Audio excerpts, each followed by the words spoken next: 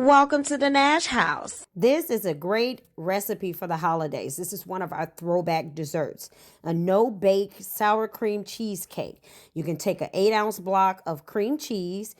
Make sure that you have at least 8 ounces of sour cream, 3/4 cups of granulated sugar, and 1 teaspoon of vanilla extract. Now, this recipe does call for Cool Whip if you would like to add it for fluffiness, or you can add whipping cream and make your own Cool Whip. That's what I had to do. So I went ahead and made my own Cool Whip, put it together, combined it, whipped it up, and put it in this pre-made graham cracker custard, or you can make your own. Put it in the refrigerator for at least 1 day so it can solidify, and it'll turn out so delicious. Your guests for Thanksgiving or Christmas will thank you.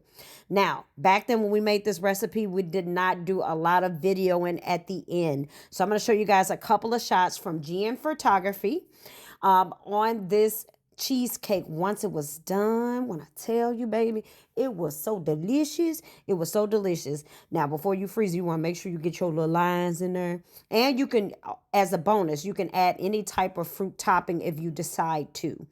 This type of recipe, you can do anything with it that you want to do.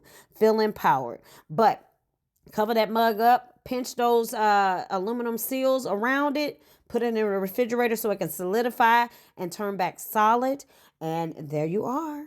No bake, sour cream cheesecake, baby. Now, thank you so much again for watching, and welcome to the Nash House.